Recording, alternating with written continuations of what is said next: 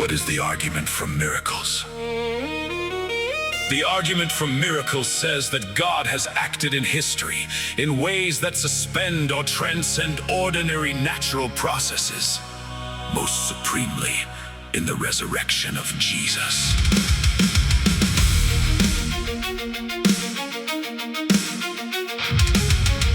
What is the argument from miracles?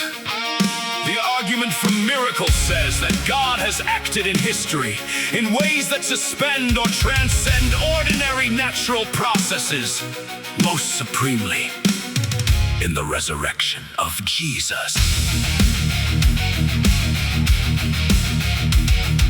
A miracle is not a violation of natural law, but the introduction of a new cause, the personal action of God into the natural order. The resurrection of Jesus is the central miracle, supported by multiple independent lines of historical evidence. Other biblical miracles function as signs authenticating revelation.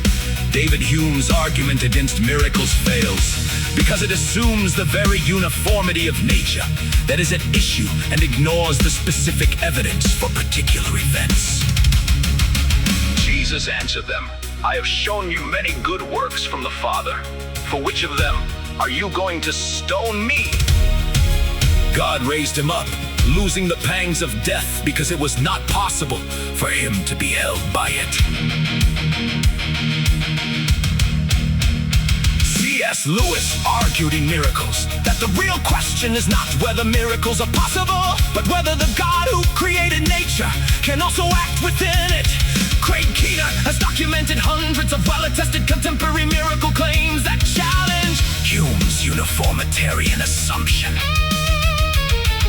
A miracle, properly understood, is not nature breaking its own rules, but the Creator acting within the world. He made natural laws, describe the ordinary patterns of cause and effect. They do not prohibit an additional personal cause from introducing a new event. Once the existence of a transcendent personal God is granted as possible, miracles become possible in principle.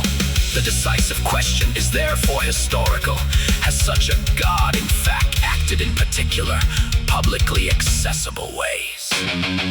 The resurrection of Jesus stands at the center of the Christian claim. The early creed in 1 Corinthians 15, the empty tomb, the multiple independent reports of appearances, and the transformation of the disciples form a cumulative case that is difficult to explain by hallucination, legend, or fraud.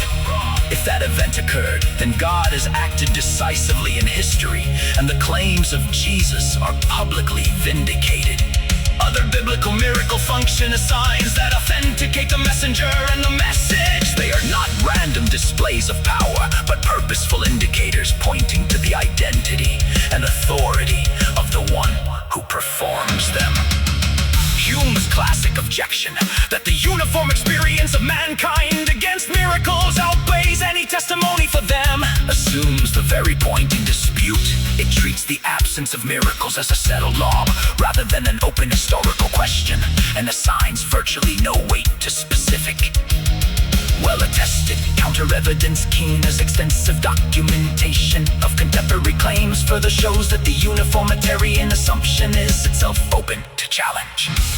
The argument from miracles, therefore, does not require every reported wonder to be accepted. It focuses on the central, best attested event and asks whether the evidence for it is better explained by divine action than by naturalistic alternatives.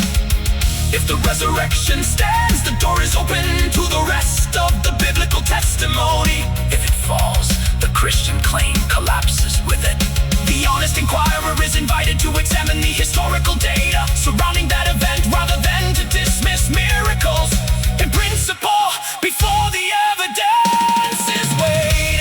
What is the argument from miracles?